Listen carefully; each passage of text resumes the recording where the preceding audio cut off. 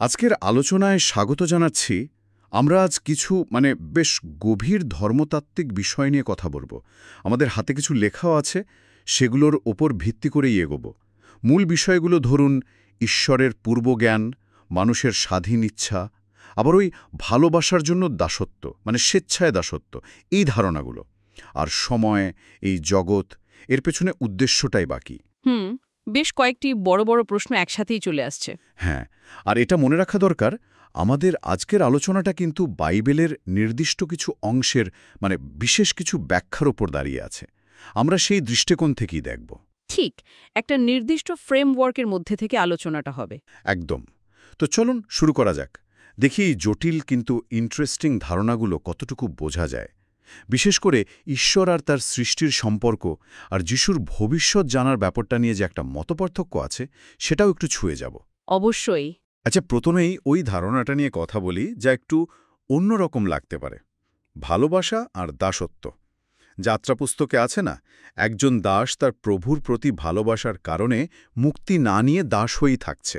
হ্যাঁ, যাত্রা পুস্তক ২১-এর ওই অংশটা আজকের দিনে দাঁড়িয়ে হয়তো ধারণাটা একটু ধাক্কা দেয়। ঠিক, কিন্তু এই লেখাগুলোয় এর একটা ধর্মতাত্ত্বিক মানে খোঁজা হয়েছে, তাই না? হ্যাঁ, ব্যাখ্যাটা এরকম যে ওই দাসের মতো মানুষও ঈশ্বরের প্রতি ভালোবাসার কারণে স্বেচ্ছায় নিজের স্বাধীন ইচ্ছাটা তার কাছে সঁপে দিতে পারে। এটা জোর করে নয়, বরং ভালোবাসার একটা প্রকাশ। হুম। আর এর পথ খুলেছে এই ব্যাখ্যা অনুযায়ী ঈশ্বরের পুত্রের আত্মত্যাগের মাধ্যমে তিনি যেন কিনে নিয়েছেন মানবজাতিকে। করিন্থীয় বা ফিলিপিও পত্রে এইরকম ধারণাই তো পাই আমরা। ওই যে কানে সূচ ফোটানোর বিষয়টা ছিল যাত্রা পুস্তকে, ঐচ্ছিক দাসত্বের চিহ্ন হিসেবে, সেটার প্রতীকী মানেটা কি বলা হচ্ছে? ওটা একটা স্থায়ী অঙ্গীকারের প্রতীক, চিরকালের জন্য ঈশ্বরের হওয়া। ধর্মতাত্ত্বিকভাবে দেখলে এটা ঈশ্বরের কথা শোনা, তার ইচ্ছে বোঝার সামর্থ্যকে বোঝায়। আচ্ছা। পবিত্র আত্মার সাহায্যে সেই শোনা, অনেকটা নিজের ইচ্ছাকে ঈশ্বরের ইচ্ছার সাথে এক করে দেওয়া। যোহানের সুসমাচারে যে নতুন জন্মের কথা আছে, সেটার সাথেও একটা যোগসূত্র টানা যায়। জীবনটাই ঈশ্বরেরই। আর ক্রুশের ভূমিকাটা এখানে কেমন? রুশ তো একেবারে কেন্দ্রে। এই লেখাগুলো বলছে এই নূতন জীবন, ঈশ্বরের সাথে সম্পর্ক সবই সম্ভব হয়েছে ক্রুশের মাধ্যমে। কারো কাছে এটা হয়তো বোকামি মনে হতে পারে, কিন্তু বিশ্বাসীদের কাছে এটাই ঈশ্বরের শক্তি আর প্রজ্ঞা। কলসীয় পত্রে যেমন আছে, ক্রুশের রক্তের মাধ্যমেই ঈশ্বর সবকিছুর সাথে শান্তি স্থাপন করেছেন, স্বর্গের হোক বা পৃথিবীর। তার ক্রুশই হল মুক্তি আর সৃষ্টির পূর্ণতার কেন্দ্রবিন্দু, এই ব্যাখ্যা অনুযায়ী। বলতে গেলে তাই, পুনর্মিলনের কেন্দ্রবিন্দু। বেশ, এবার আরেকটা বড় প্রশ্নে আসি। ঈশ্বরের পূর্ব জ্ঞান বা ফোর নলেজ, ঈশ্বর কি সব আগে থেকে জানেন? জগৎ তৈরিরও আগে থেকে? আমাদের সব চিন্তা, সব কাজ? হ্যাঁ, এই ধারণাটা আসলেই আমাদের সাধারণ যুক্তির সীমানাকে চ্যালেঞ্জ করে। আর এই উৎসগুলো কিন্তু বেশ জোর দিয়েই বলছে, হ্যাঁ, ঈশ্বর জানেন, শুধু জানেন না, তার জানাটা আমাদের মতো সময়ের বাঁধনে বাঁধা নয়। কিভাবে? একটু খুলে বলবেন? ধরুন, মথের সুষমাচারে আছে, আমরা চাইবার আগেই তিনি জানেন আমাদের কি দরকার। গীত সংহিতায় তো এমনও আছে, আমাদের জীবনের দিনগুলো ঠিক হওয়ার আগেই নাকি তার বইতে লেখা ছিল। সত্যি? প্রতিটি দিন? হ্যাঁ, গীতসংহিতা ১৩৯ অনুযায়ী। এমনকি আমাদের চোখের জলও নাকি তিনি গুণে রাখেন। জির্মিয়া ভাববাদীকে তো ঈশ্বর তার জন্মের আগে থেকেই চিনতেন, তাকে মনোনীত করেছিলেন। তার কি ঈশ্বর সময় বাইরে? অতীত, বর্তমান, ভবিষ্যৎ সবই তার কাছে একসাথে? এই ব্যাখ্যাগুলো তো সেটাই বলছে। ঈশ্বর হলেন অনন্ত, কালাতীত। সময় আর স্থান তো তারই সৃষ্টি। আচ্ছা। তিনি শুরু, তিনি শেষ। তাই তিনি অতীত, বর্তমান, ভবিষ্যৎ সবটাই একসাথে দেখেন। আমাদের কাছে যা ধীরে ধীরে ঘটছে, তার কাছে তা একটা সম্পূর্ণ ছবি। রোমীয়পত্রে যেমন বলা হয়েছে, যাদের তিনি আগে থেকে জেনেছেন, তাদের তিনি নির্দিষ্টও করেছেন। এর উদাহরণ হিসেবে কি ওই রাজাদের ভবিষ্যৎবাণীর কথা আসে, যাদের জন্মের আগেই নাম বলা হয়েছিল? একদম। রাজা যোশিয়া, তার জন্মের প্রায় ৩০০ বছর আগে তার নাম করে বলা হয়েছিল তিনি কি করবেন। ভাবা যায়। আর পারস্যের রাজা কোরস, তার নামও জন্মের প্রায় ১৫০ বছর আগে যিশাইয়া ভববাদীর বইতে উল্লেখ করা হয়েছিল। জেরুজালেম পুনর্নির্মাণে তার ভূমিকার কথা বলা হয়েছিল। এগুলোকে ঈশ্বরের নিখুঁত পূর্বজ্ঞান আর তার পরিকল্পনার প্রমাণ হিসেবেই দেখা হয়। বেশ জোরালো যুক্তি। কিন্তু এখানে একটা প্রশ্ন আসে, যদি ঈশ্বর সবই জানেন আর পরিকল্পনা যদি এতই পাকা হয়, তাহলে এই জগৎ, এই সময়স্থানের দরকারটা কি ছিল? এখানেই কি ঈশ্বরের প্রজ্ঞা আর সৃষ্টির উদ্দেশ্যের প্রশ্নটা আসছে?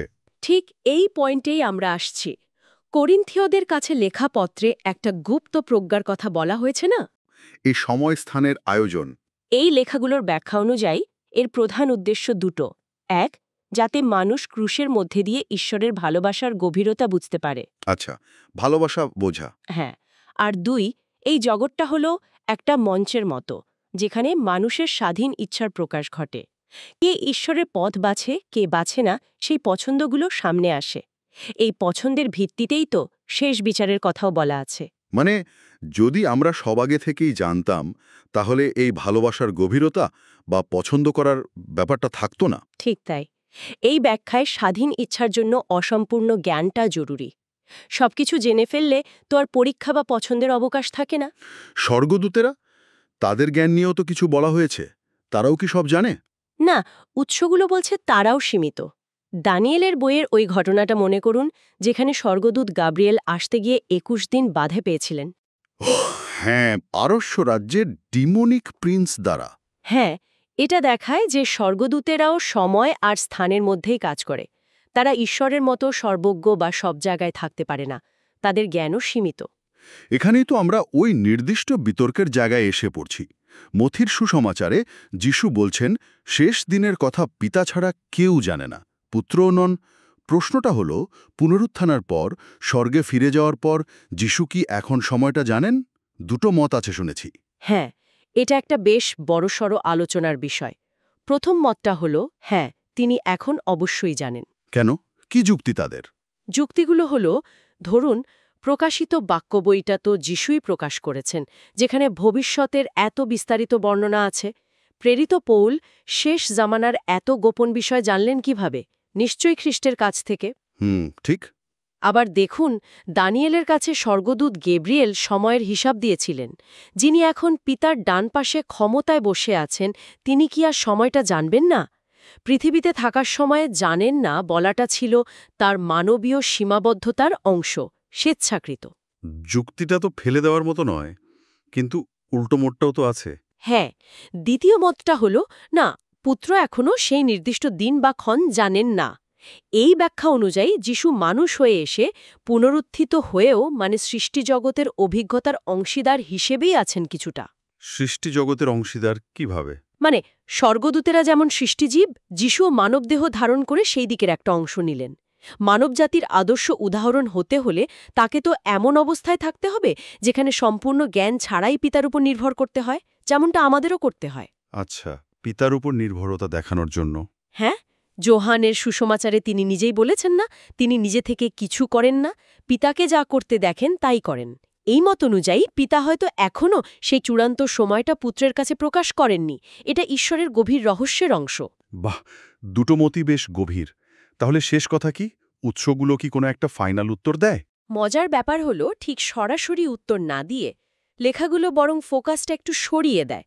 উপসংহারটা অনেকটা এই রকম: তিনি জানেন কি জানেন না, সেটা হয়তো আসল প্রশ্ন নয়। তাহলে আসলটা কি? আসল কথা হলো, তার ফেরাটা নির্ভর করছে কিছু নির্দিষ্ট ঘটনা ঘটার উপর, যা তিনি নিজেই প্রকাশ করেছেন।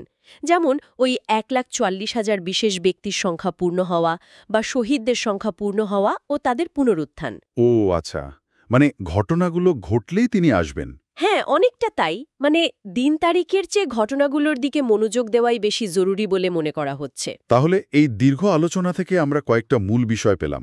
ভালোবাসার জন্য স্বেচ্ছায় ঈশ্বরের অধীন হওয়া, ঈশ্বরের অসীম পূর্বজ্ঞান আর তার পরিকল্পনা, এই সময়স্থানের জগতের উদ্দেশ্য যা হলো ঈশ্বরের ভালোবাসা জানা আর আমাদের পছন্দগুলোকে প্রকাশ করা।